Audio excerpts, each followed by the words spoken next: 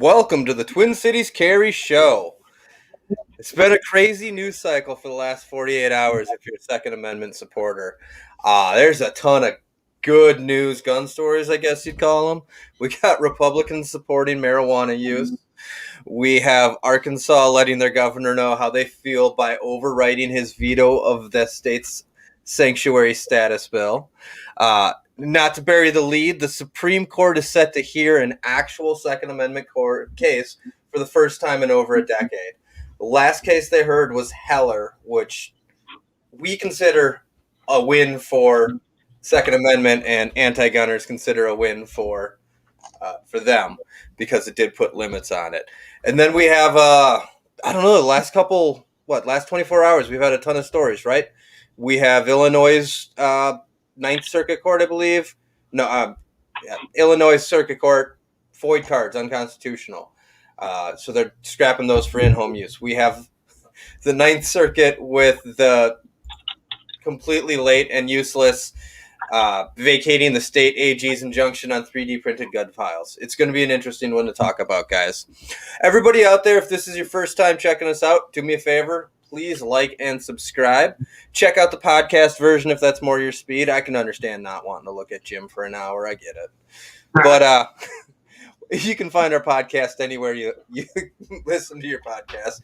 Jim's like, screw it, I'm out. I don't even get paid for this. I quit. I already went and grabbed a hat because I couldn't even look at myself without the hat on. All right. As always, joining me tonight, fellow instructors at Twin Cities Carry, have AJ and Jim. Gentlemen, how are we doing tonight? So far, so good. You're right. I'm feeling good about the last 48 hours. Just in general, I'm feeling like I'm in a better mood. I don't even care about COVID right now. Things are happening. I'm feeling good. Yeah, it's been weird. The Supreme Court, we all wanted to see them take a couple cases a while back that they passed on. So them picking up the new one, which is the New York State Rifle and Pistol Association. They seem to be, they do a lot of legislative action.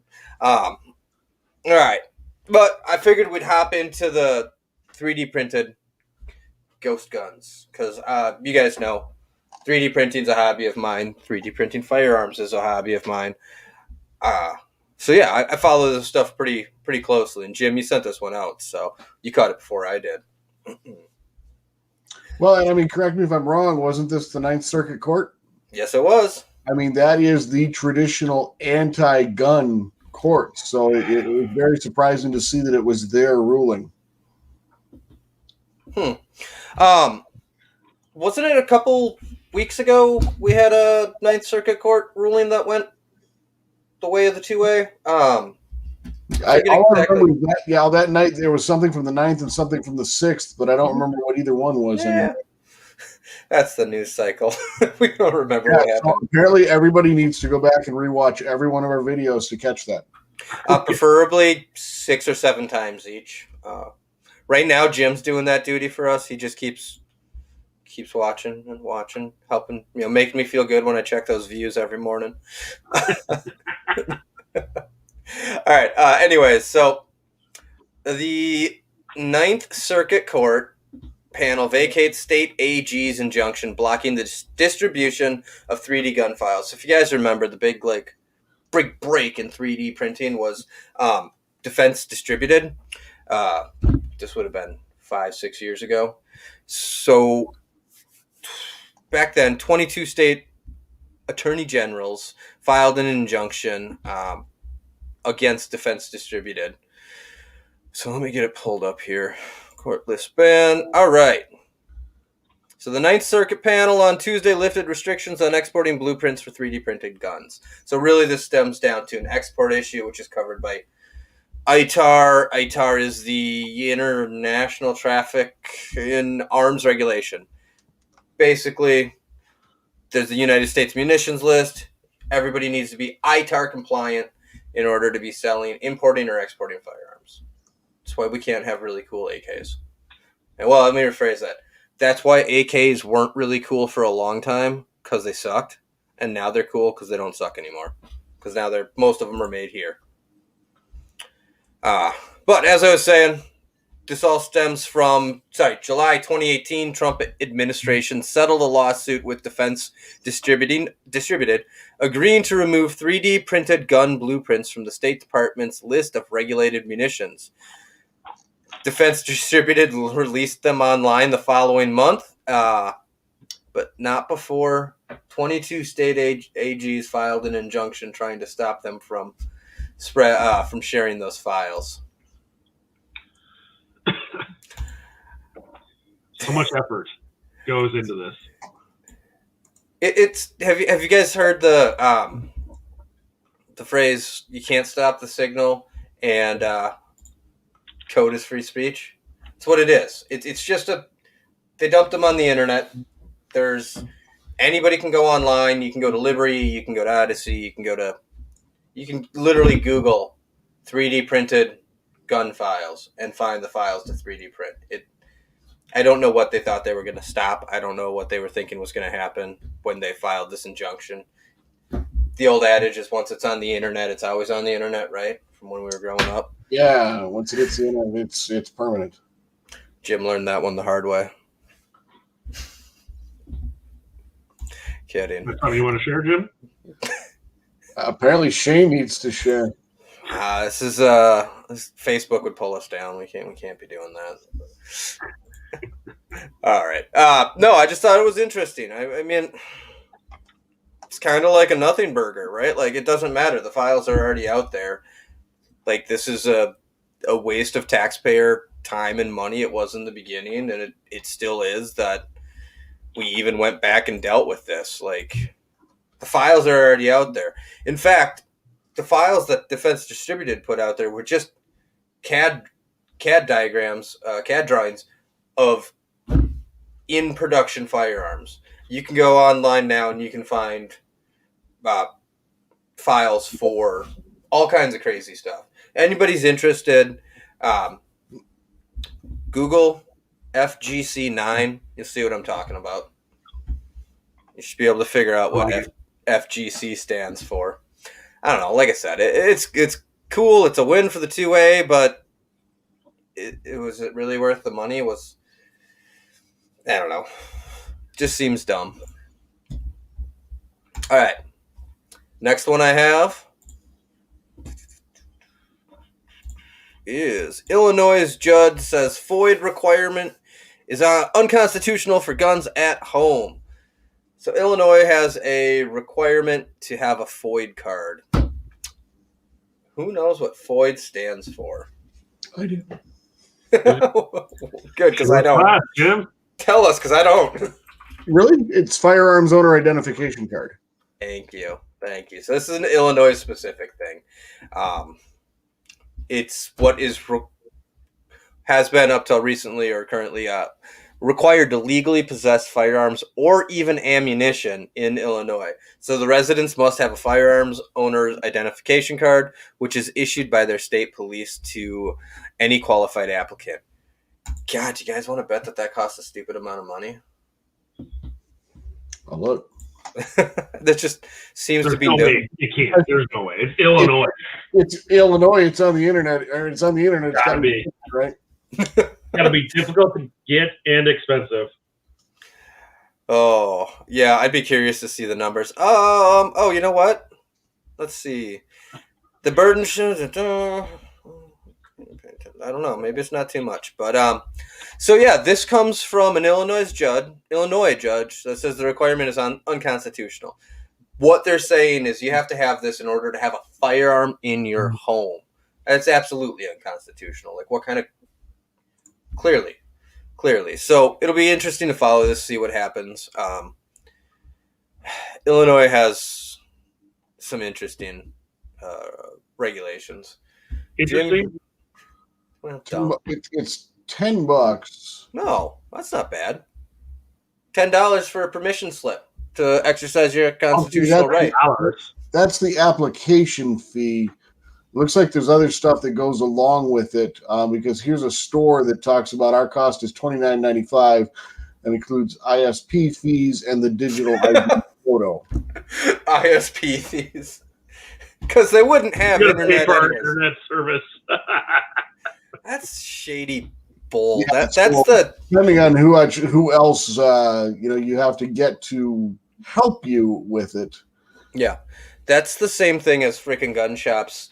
All the gun shops suddenly the transfer fee for an FFL transfers. Suddenly everybody goes up to $60 all at once.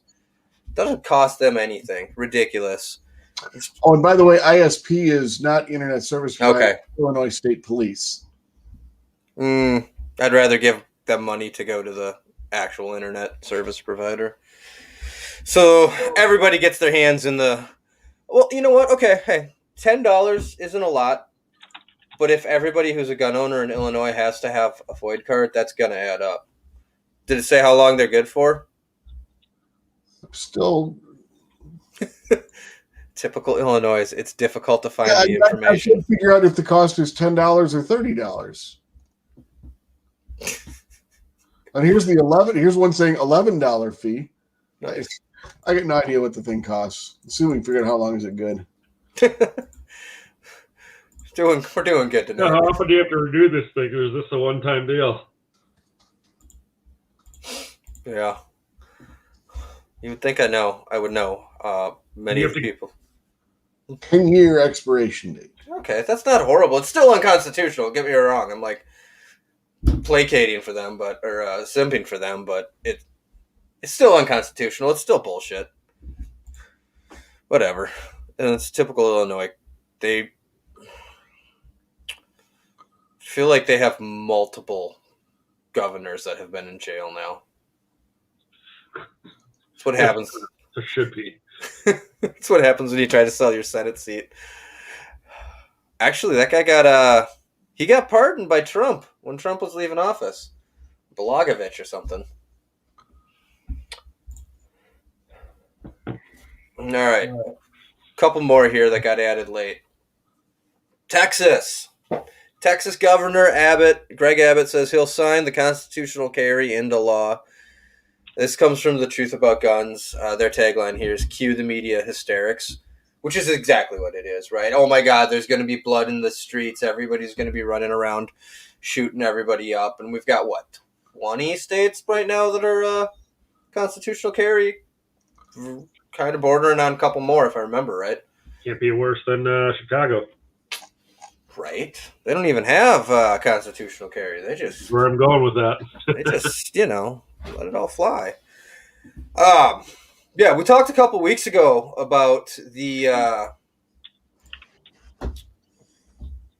there were a bunch of permit to carry, LTC, I think is what they call it down there. LTC online now, and you can find instructors that were,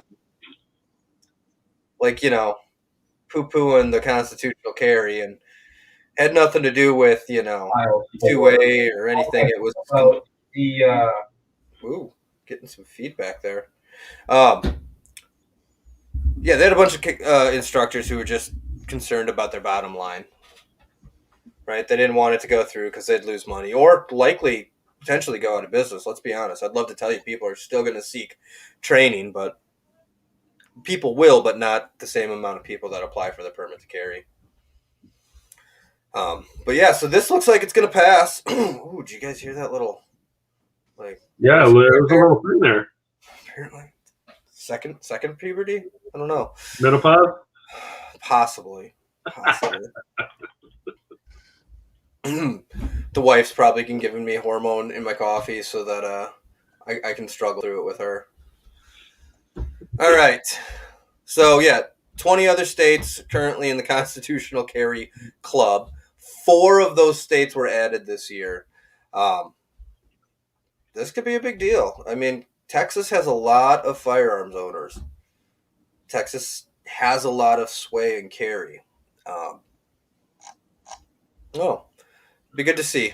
It's interesting. It's for every state that adds. I mean, the chances go up for the rest of us, Mm-hmm. Yeah, no, not for us here. It will be minuscule, maybe points of a percent. I mean, we're damn near surrounded at this point. All right, this is a good point that Joel has. is it possible that Governor Abbott said he would sign the constitutional carry bill because he knows that the Texas Senate is not going to approve it? I feel like Joel probably has some better insight on that one than us since he's down there. But yeah, that's possible. One of Texas's newest LTC instructors, I do feel like he's in the loop. Oh, is he approved? Is he good to go? Congratulations, Joel. He's got his certificate. He's good to go. Awesome. Nice. That's cool. Yeah, no, that's a solid point. It's quite possible. I don't follow Texas politics that much. I'd love to see it happen, but I think Joel might have a good point there. That would happen here for sure. Oh no, our governor wouldn't even. He would be in a scenario where we had a governor that would be ballsy enough to do that. There's no way it would go. Let me put it that way. I'm just gonna leave this comment up. Governor Abbott is not a fan of constitutional carry. Yeah. The last time we had a governor that would sign something like that, he was a professional wrestler. And a legitimate crazy person. I feel like he didn't really get crazy until after, and then he had he was working up to it though. He had all that stuff with Chris Kyle. He got the widow of Chris Kyle ended up suing him, and I believe winning. Joel, already doing classes. Did his first Texas LTC class yesterday. 2 ladies are on their way to get their license. That's awesome. Not wasting any time. I'm a frying pan. Joel, I need you to put in there what is the occupation of that lady that was your first student, because I think that's worth noting as well. So we'll give him a minute to type that one in. Yeah, back to Jesse Ventura though. He had that whole thing with Chris Kyle, and then he had that like crazy conspiracy theory show, and yeah. I love. He duck out and live in Mexico for a while too. Yep. Yeah. only in Minnesota. Yeah. No. I mean, I love a good conspiracy theory. I'm right there with some conspiracy theories. Right. They're too fun not to. But he was into some weird stuff. Now he looks like Skeletor. He does. And that's an insult to Frank Langella. Half balding, straggly, longer hair. Like it's just this whole thing is not going well. Nice. Yeah, that was Joel. He's district court judge. Nice. That is nicely done. That's slick. I gotta go back. You said Skeletor.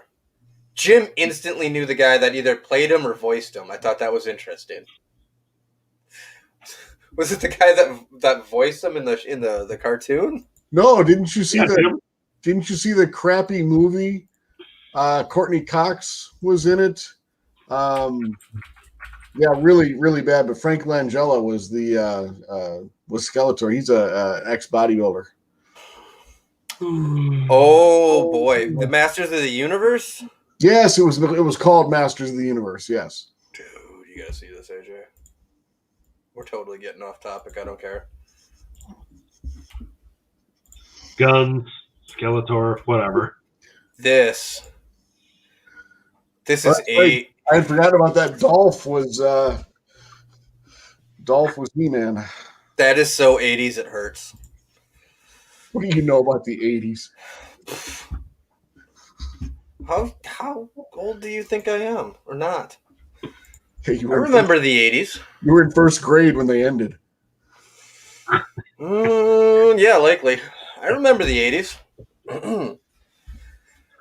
I wish. I'm not sure if he's bragging or insulting right now.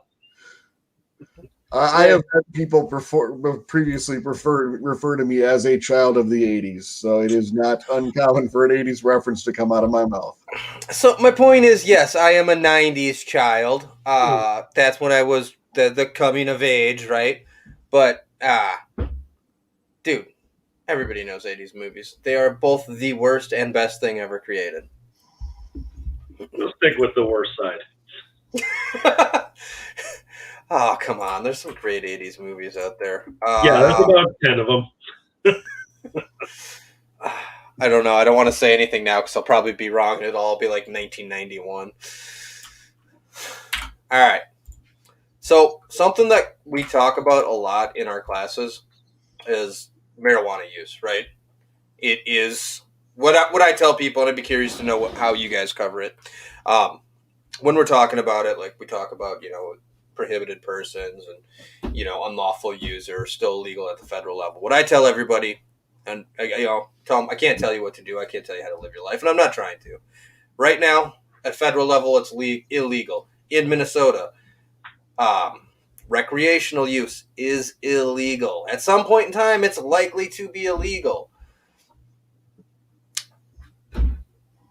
You can't let yourself get caught up in a situation like Hawaii. I forget when that happened, but where That they was take like 2016, 2017. Yeah. It was a while ago. So those of you who don't know, that Hawaii said, "Hey, we got this really cool database of permit to carry holders.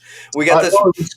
Hawaii doesn't issue permit to carry. It was the Hawaii gun registration list. Thank you. So archaic. They require gun registration. You are correct. It was registration. So they said, we got this really handy list of registration, and we got this really handy list of recreational marijuana users, or marijuana users. Hey, let's just see if we got any names across on this, and, we'll go take their guns.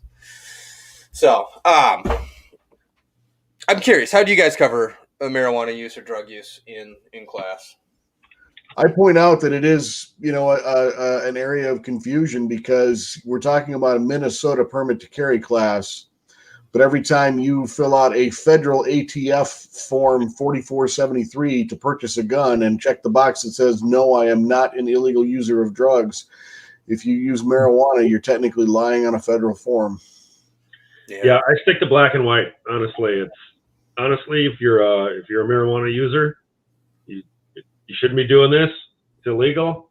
I'm not going to tell you how to live your life. I mean, you obviously already know the risks, right? I mean, black and white. Yeah. Yeah, it's going to get interesting here in Minnesota. If I remember right, I was reading a news article the other day. It sounds like a recreational marijuana bill has made it through a few committees here. Who knows what'll happen once it hits the Minnesota Senate? They've kind of blocked it. Will it be allowed to be menthol? You can still get. I'm sure you could still get menthol vape if you can't get menthol cigarettes. We're not going down that one, Jim. That's outside our lane. Sorry, we're making fun of something else going on right now. Yeah, if you're curious, look up the menthol cigarette potential ban. We were talking about that before. All right, we are really just. Well, oh, that's what happens when we have an agenda. We can't stick to it. Hey, man. Today. It's great. People are still watching. I'm sure it's just Joel logged into 5 different devices, but people are still watching. Jim's got his TV. All right. So, anyways, so it's like me. I don't have the bandwidth for multiple devices. God, you don't. You were showing us a picture before, a meme before we started, and even though it's just a static image of a meme, nothing changing, it's fuzzing in and out as we're watching it. Damn internet black hole at Jim's house. Okay, so where I was trying to go with the marijuana use, like I said, I don't really care. You do what you do. I don't care. But it is an issue, and we've seen it. We've seen it as a real issue. So, House Republicans have introduced Gun Rights and Marijuana Act. I'm looking at this on Bearing Arms. This one caught my attention because generally the Republican Party is not the pro-pot party. So it goes on to say, despite the growing number of states that have legalized medical or recreational use of marijuana, it remains illegal under the federal law for gun owners to smoke up, no matter if it's legal in their state or not. Now, some Republican members of Congress are hoping to address the situation with the Gun Rights and Marijuana Act, or the Graham Act, which I thought was a great name. So simply stated, it would basically have a carve out for marijuana. How did they go on to say it here? It should be up to individual states to determine their own marijuana laws, and yes, it should, not the federal government. The Constitution says nothing about marijuana, but the Second Amendment clearly outlines every American's right to bear arms. This legislation makes it so individuals who use marijuana in the state that permits legal adult use are still able to purchase firearms. So it's interesting. I could see this going. I could see this maybe passing, right? Like, okay, potentially could pass. But I could still see states putting in their own legislation, right? I absolutely could see a state like California do that, or I could even see Minnesota do that. Yeah, for sure. I'm all for states' rights. I think. Yeah. My buddy just texted me, told me to fix my flag, and I just looked at it, and he's right. My flag's backwards. Thank you, Goofy. So, as I was saying, marijuana, it shouldn't be a prohibitive thing. It's a states' right issue. Hopefully they fix it. But again, we'll just see states like California or New Jersey. They'll just enact their own legislation, and it'll be on the gun owners in that state to get somewhere with that. All right. So, kind of burying the lead on what I really wanted to talk about. And I kind of led into it in the beginning. We have the Supreme Court actually taking up a case that has 2A potential to change 2A rights in this state, or not in this state, in the country. So this, again, another bearing arms article. Let me get this pulled up here. Way too many tabs open on the desktop, guys. All right. So did the I can't like it, otherwise I'd like his comment. So the Supreme Court's decision to hear a Second Amendment case is big. It's the first in over a decade.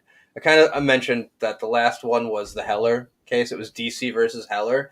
And I'll be honest, I don't recall much from back then. I also wasn't as into 2A as I am now. I wasn't in the same place. Jim, do you remember that at all? I thought Heller was about gun ownership in the District of Columbia for the most part, because, I don't know how many people know this, but the governing body for the District of Columbia is our legislature. They don't have the typical mayor, city council type makeup that most cities do. And the laws were just, draconian. You weren't allowed to own guns. There were no gun permits. And Heller did establish that at least, I think, ownership had to be allowed, and some sort of mechanism for permitting had to be created, although I think they ran it through the police department, and it was intentionally very slow and archaic afterwards. Yeah. So DC tried to ban all firearms, or if you did have them, they either needed to be locked with the stupid little key lock, or disassembled in your home. So the Heller decision, and I'm simplifying the hell out of it, the Heller decision basically said you have a right to have a firearm in your home. Second Amendment right. Didn't touch on, it touched on to keep, but not to bear. It also did, set some precedent for the Supreme Court ruled that there are limits to the Second Amendment. So we were talking about it before.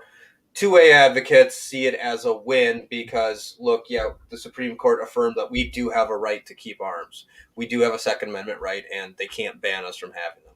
However, anti-gunners do see it as a win for them because it did outline that there are limits to the Second Amendment, which I think all three of us agree is complete BS. It's literally the right to keep and bear arms shall not be infringed. Like, super, super plain and simple. So, anyways, back to where I was going on this. The Supreme Court has accepted a case. That case is the New York Rifle and Pistol Association versus the state, I believe. Of course, now the article that I linked is not there, so that's pretty cool. That's working out well for me. Why did I put it in the notes if it's not going to be there? Oh, man. Let's try this. Real good at this stuff. All right. So, New York State Pistol and Rifle Association, along with several individual plaintiffs, brought a case a couple of years ago in order to challenge the discretionary may issue law. That was not heard.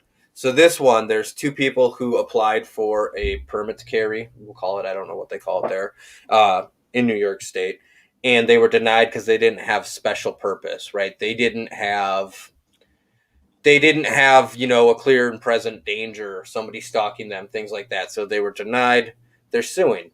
The court has now accepted this case, and they're going to hear it. And I love to tell you guys, like I know something, which I don't. I don't know what the hell I'm talking about. The court isn't going to take a case that they don't see something, right? They see something there that they want to correct. Otherwise, why would they bother hearing it, right? Oh no. Yeah, I think generally they're true. That's true. Yeah, they don't take up a case unless they think there's a pretty decent chance that they'll overturn it, because otherwise, yeah, they're just wasting time, because them not hearing a case effectively affirms it, since you can't go anywhere else with it. Right? Yeah, it's how you create precedents. Yeah, they've been very active. So why is this important? I guess I'm kind of not really getting to what the importance here is. This has the potential to change may issue and shall issue to all shall issue. And I don't know. Do you guys want to? Let's talk about what may issue is and shall issue is. May issue is what Minnesota was before we moved to shall issue. May issue is exactly what it sounds like, right? I may issue you a permit. I may not. California. Jim, what does it you say about California and their permit program? You basically have to join the... It's a pay to play, man. This was one county, but yeah, there was a student of ours who lived there, but he maintained his Minnesota permit because his parents still lived here. I don't know if he lived in the county that San Francisco was in, or somebody around there, so I can't even tell you what county it was if I wanted to. But the short version is he basically had to give the sheriff $5,000 in order to be eligible to get a permit to carry. Yep, you gotta... Suddenly you're on the sheriff's posse. Yep, that was what you had to join the sheriff's posse, which was a minimum $5,000 donation. So a lot of the may issue states, and shocker, they're the states you expect it to be. Get this off there. California, shocker. Connecticut, Delaware, Hawaii, Maryland, Massachusetts. Like those are exactly the states I expect. New Jersey, New York, Rhode Island as well. So, it reminds me of the Ninth Circuit thing that we were talking about a while back. Wasn't it the idea that they affirmed Hawaii's ability to regulate handguns based on law that had been on the books since before they were a state? Was that what it was? Yeah, and thus this ruling could therefore not have an effect on Hawaii at all, because Hawaii could just still claim, well, we had a book, law in the books prior to 1959 when we became a state that said no guns. So just, screw federal law.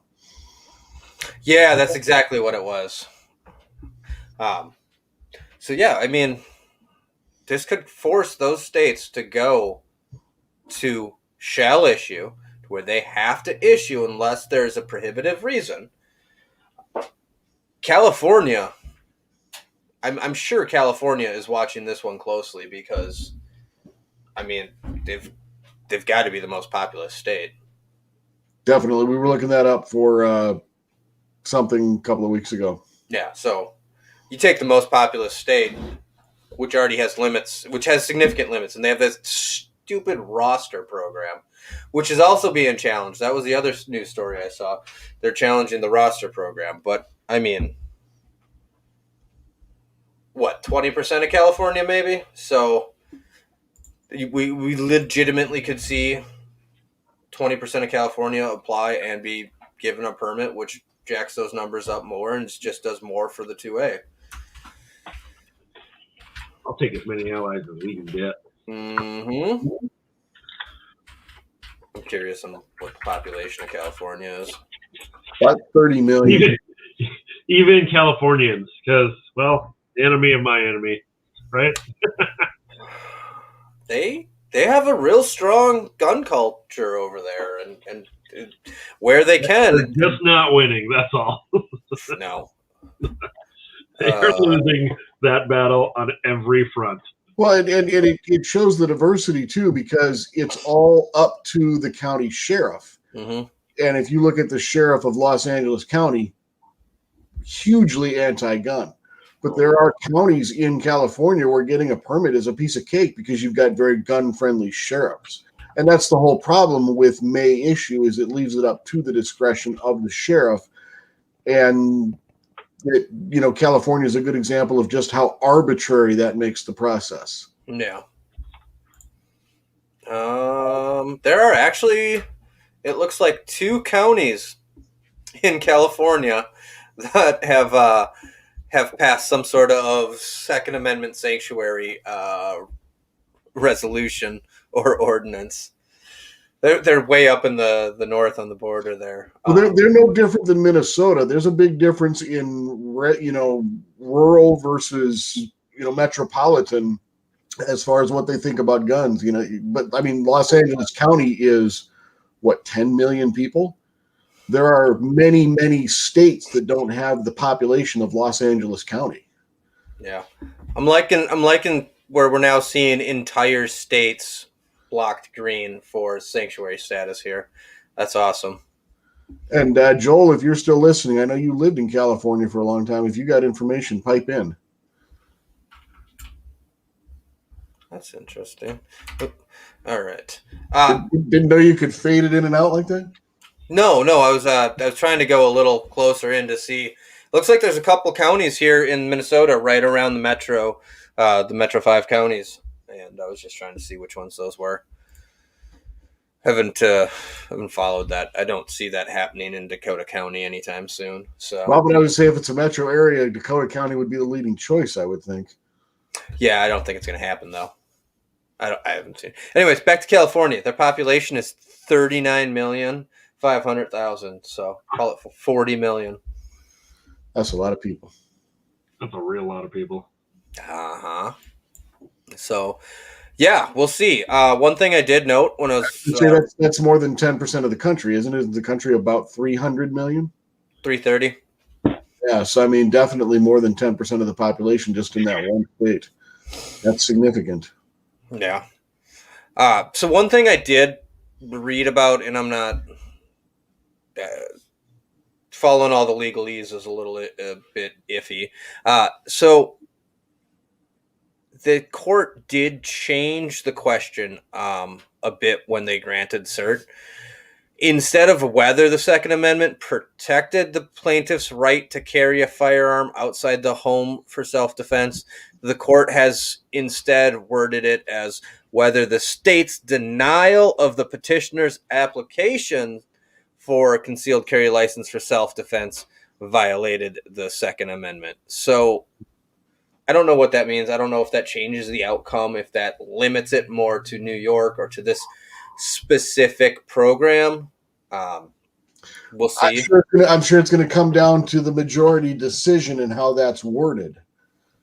But I mean, it's all based on in New York, as in many may issue states, showing that you have a reason to get a permit is important, and that's the heart of this one is New York's proper cause clause. Yeah. Oh, here from Joel. Yep. So he lived in Orange County, and the generally had a shall issue policy towards carry permits. Yeah, I mean, that's what they all are. Every so often you'll hear about somebody getting a permit in California and they had to wait like a year or 300 freaking days, whatever it is. Yeah, the other thing I was reading, so I'm not looking too much into whether the court changing the wording really means much. They did the same thing with the Heller decision, and I have to believe that the court's going to come down with some similar type decision where, yeah, you have the right to keep and bear, but there are limits on it, and here are where we see those limits.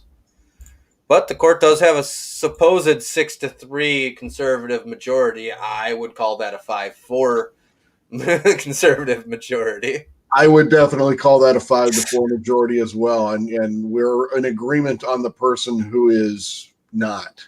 Yeah. Yes.